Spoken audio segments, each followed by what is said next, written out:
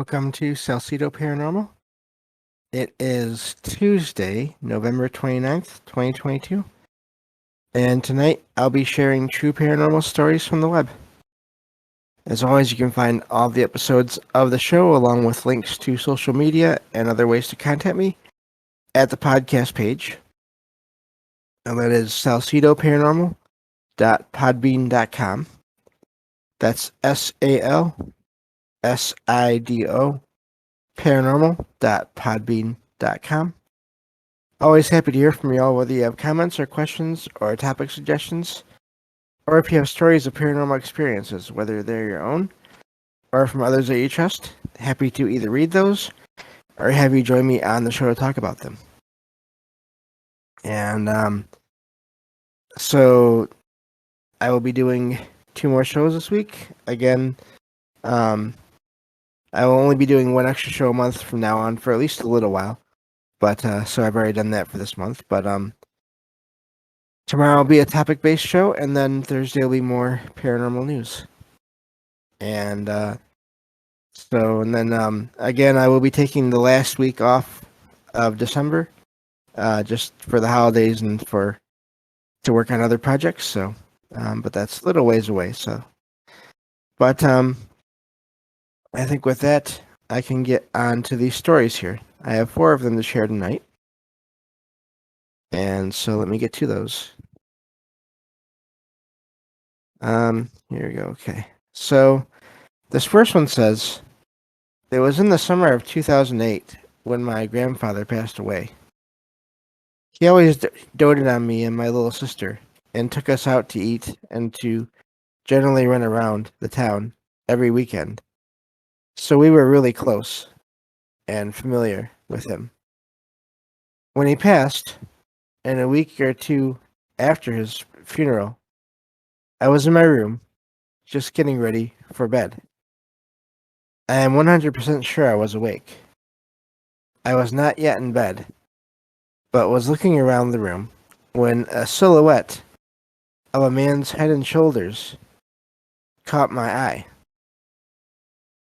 like a clear outline to make it more easier to understand what I thought I saw. Thinking I was just seeing things, I went ahead and got in my bed and pulled the blanket around me. When clear as day, I heard my grandpa's voice, as well as warm breath, as if he was blowing on my forehead, kind of between my eyes. I never felt uncomfortable or frightened. And I remember rolling over and falling right to sleep after that, as if it was a feeling of pure benevolence. I could easily write this whole thing off as my imagination if it were not for my grandma's talking about the same exact thing happening to her a month or so later when I was visiting her. I have read that things happening like this are actually rather common, and people will sometimes even get phone calls from their deceased relatives. If any of you can explain to me what happened here or have a similar story, I would like to hear it. And that's where that story ends. That is amazing, considering 2 people having similar experiences there. And excuse me. So, that's not uncommon. People apparently being visited by their loved ones after they've passed. Definitely have had a few experiences with that myself. So, thought that was a neat story there to share, and nothing bad about it. Just apparently some kind of visitation. So, neat little story there. Thank you all. I forgot to say this earlier. Thank you all for listening. I see there in the stream, and I appreciate that. So, let me get on to this next story here. This one says, I lost my spot. I will tell you what it says in a second. Here we go. This says, a couple of years ago, I performed in a small town production of a play. We performed it in an old hall that was built right on top of an old military shooting range, dating back to World War II. You can actually still see all the dirt mounts, they shot at in the hall's basement, as well as some bullet casings still lying around. Anyways, a lot of the older folks in the cast, who have done many shows in that hall, claimed it to be haunted. Ghost stories always excite me, so I love to hear about it. They mostly mentioned how there's this overwhelming sense of fear in the green room slash dressing room when you're alone at night. So most of them hated being the one to lock the place up after hours.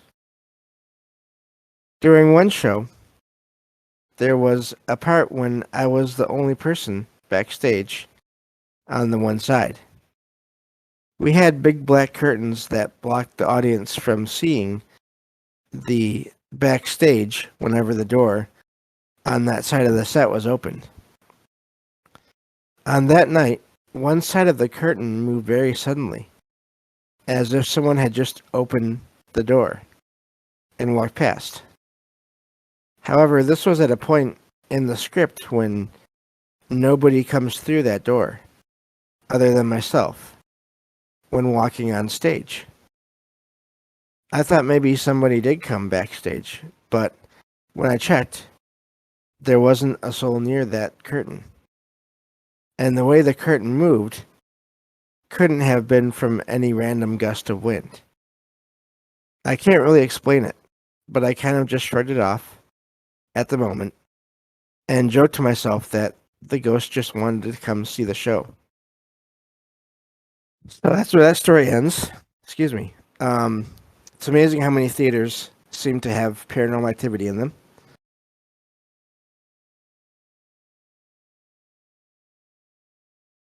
So that is a really neat story there. I wonder if maybe the writer there had it right.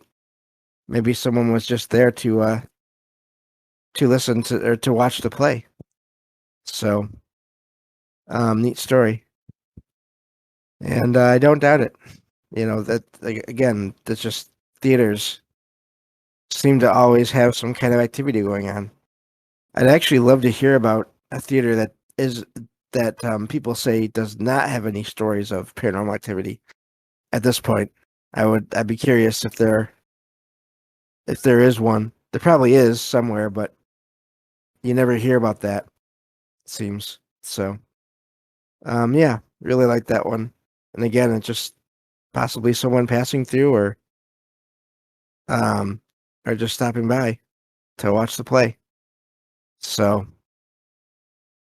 but yeah, neat story. Let's see here. Lama Sweden says, "Man, the Fox Theater in Atlanta is very haunted." Interesting. Yeah, I believe it. Um, Seems like most of them are. So, really is quite the thing. I think it's just because of all the people that gather there. Again, these places where people are just constantly um pouring out their energy, whether it's creative or however you want to look at it, but their thoughts and their so much of their focus is on stuff that's going on there and the sets and just everything. So by the old custodian. Interesting. Huh. That's neat. So yeah, neat story there, and I don't doubt it. So now these last two are a little bit longer, but I think they are still that's almost better in a way because they're longer so you get more details. So I'll start this third one here. This one says, "For as long as I can remember, I've never been able to escape the paranormal. Whether it be the television turning itself on at night as a child, or imaginary friends, in quotes, my older sister and I could both see for years." There you go. That's something that happens too. Sorry, but I just had to, because I've heard that before in different shows. People that as kids thought they had imaginary friends, turns out other people around them once in a while would actually see these imaginary friends. So what's going on there? Anyway, sorry to interrupt the story, but that just cracks me up. So it says, I've grown to become almost desensitized to anything out of the ordinary. Out of all the things that have come in and out of my current home, there's one being that's been here for as long as I can remember, and quite the odd one at that. For simplicity's sake, I'll just refer to him as Old Man. He's often heard walking throughout the basement, mostly in the spare living room that connects to another spare room. He's not spoken a word to any of us, but he really seems to dislike my mother's best friend, as when she lived with us for a short while, he'd bang on the laundry room walls when she was alone in there, and she'd swear up and down that he'd told her to get out. Nobody else had ever been told the same. Typically, the most we'd get would be a whisper calling our names. And who knows if that was ever from him in the first place. So this was always perplexing to me. Personally, I think the old man is okay. He's been docile with my family and never moves things or bugs any of us. I've only seen him briefly here and there, but the description I have of him matches what everyone else in the house has seen of him, and everyone, except my mom's friend, can pretty much agree that he's harmless. When my room was in that spare room connected to the basement living room, I'd often come home to an empty house after school and crash for a couple of hours while waiting for anyone to come home. Sometimes I'd be so tired from staying up too late and having to get up so early that I'd fall asleep with the lights on. And in these cases, I wake up 90% of the time with the lights having been turned off for me. Nobody in my family ever admitted to doing it. And my parents really wouldn't have been the type to turn the lights off for me to sleep, since they found my messed up sleeping cycle and daily naps to be frustrating. With both of my siblings being gone most of the time around then, it was also unlikely that they'd lie about not doing that for me. So I can only assume the old man was the one who'd help me out with the lights. I've always wondered if perhaps he's some sort of guardian, yet the way he acted towards my mom's friend contradicts that, since she's by no means a bad person, or deserving of that. Though I can't even say for certain if the old man is the one who did that, since she never saw him when the walls would be banged on. I wonder how many people have had similar experiences, with the being acting hostile to some and then docile towards others.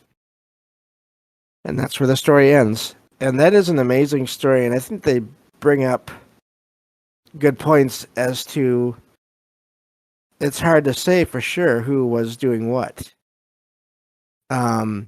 Especially if they acted one way towards one person, and then the rest of the family, they're fine. I also wonder if it was some kind of a guardian thing, but they were focused on the family, and they didn't like, for some reason or other, they didn't like anyone except maybe family members staying in that house. I do think too that there are just people that have personalities that maybe just clash.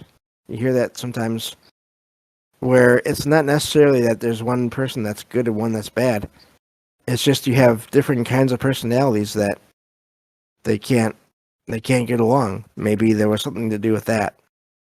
But again, like the writer says, they don't even know for sure that it was the same one. So, and if that's the case, then that sounds like it was a pretty active location. But But yeah, that's quite the story there. But I think it's amazing because it just shows you.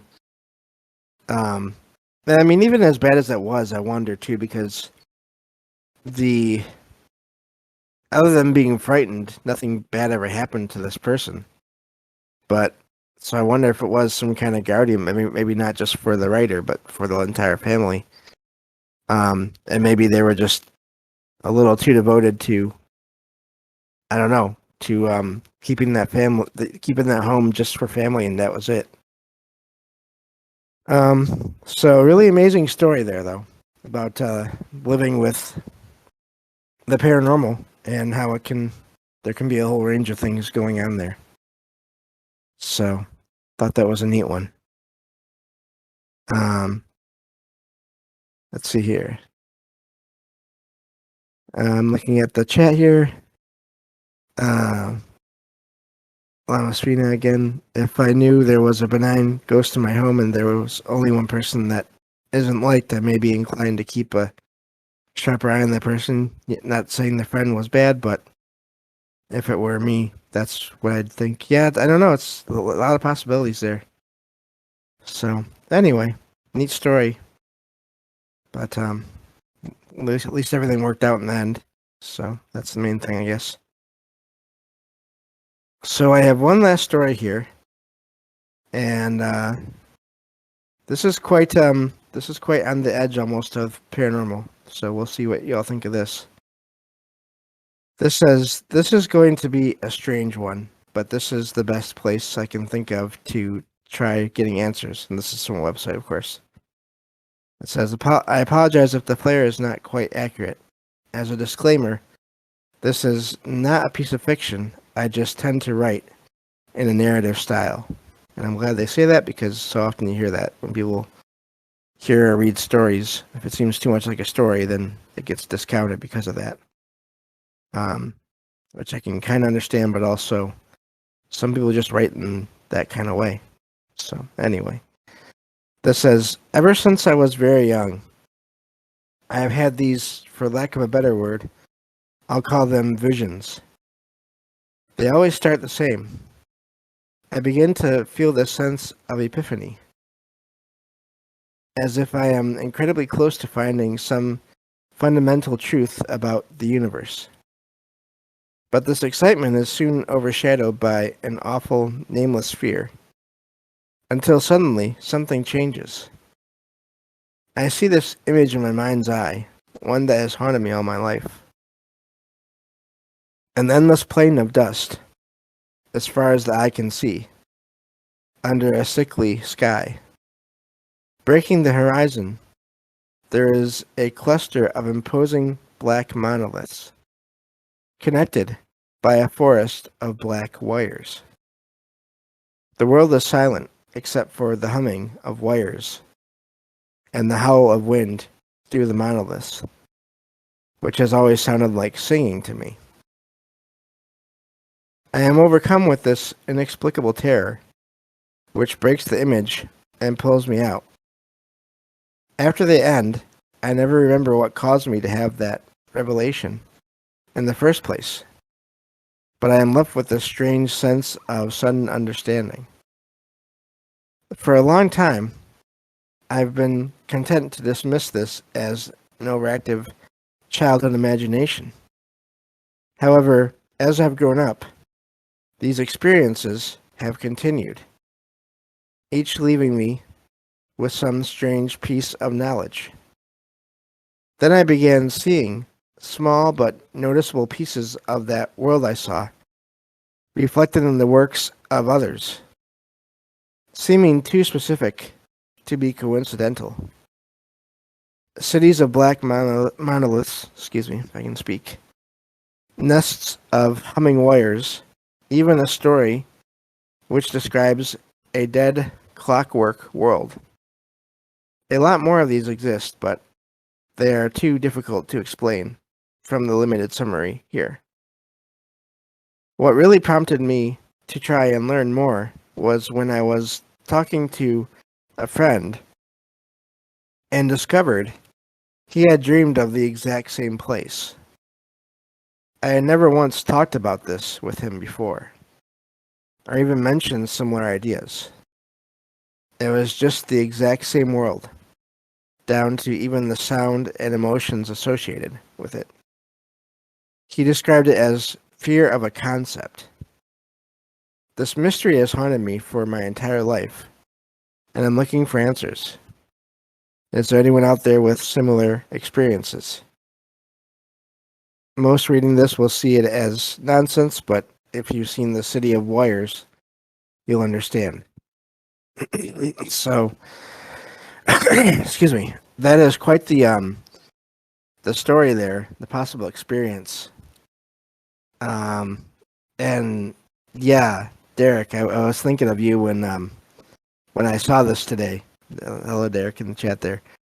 Because just the whole dream aspect of it, and then the mutual dream aspect of it, the way apparently they say they've seen stories about this in popular culture, really is amazing. I wonder if it is some kind of a.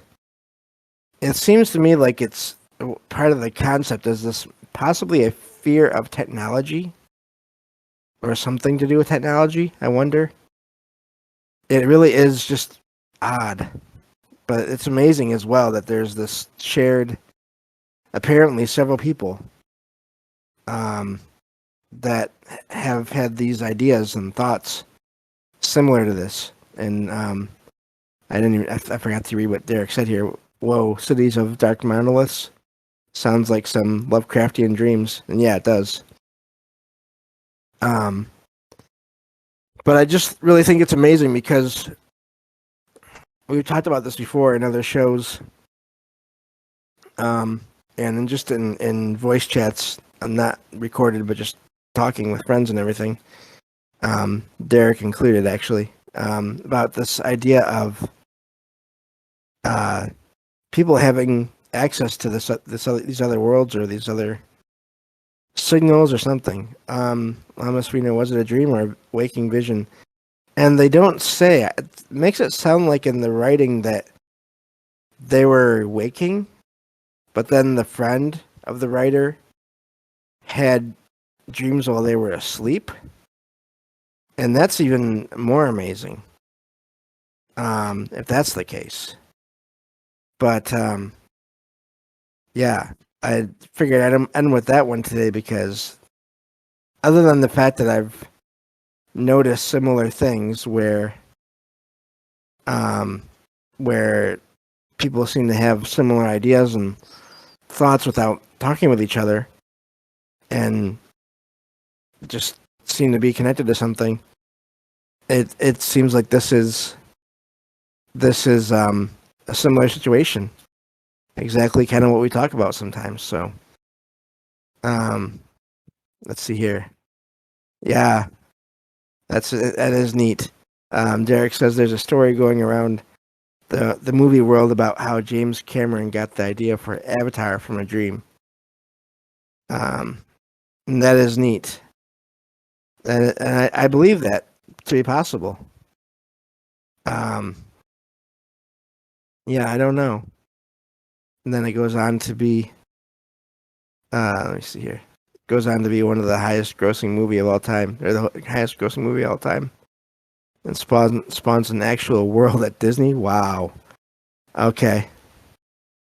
And that's really neat. Huh. So that's amazing. Um, Jazz Cabbage, thank you for being here. I've seen you there before, but I think maybe a first time comment. I've had some Lovecraftian type dreams, except I gave them light bombs and they hated it. They essentially kicked me out so they would not be destroyed. That's interesting. And I do think that's possible as well. I mean, I don't doubt that either. Makes you wonder. Seems like it must have been. I wonder if it was the fact that it was light, or if it was just your own energy that you gave that you sent out there that kind of drove them away. And that's also amazing. So I don't doubt that either. So, but yeah, that is really neat. We may have to do I don't know, Derek. You and I may have to do a show on this whole idea of where to this transfer, this journey of ideas from dreams or from visions to the quote unquote real world, because it seems like this is happening more and more. But at some point, no rush or anything like that. Just add it to the list of things to talk about at some point. But okay, so like Jazz says again, like anime style Dragon Ball Z type light bombs, because that's what came in my mind at the time. It worked. Yeah. Well, and that's, I think you have to use whatever works to keep yourself safe and to yeah, I have no problem with that. So, wow. Yeah, I've heard that before. Lama Spina, I've had a dream of unlocking the secrets of the universe, but when I wake up, I can't remember a thing. Yeah, I've heard that before.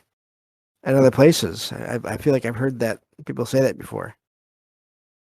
So, yeah, I figured you all would like this one because I like this one. I thought this was amazing. Twice it's happened. Wow. Yeah.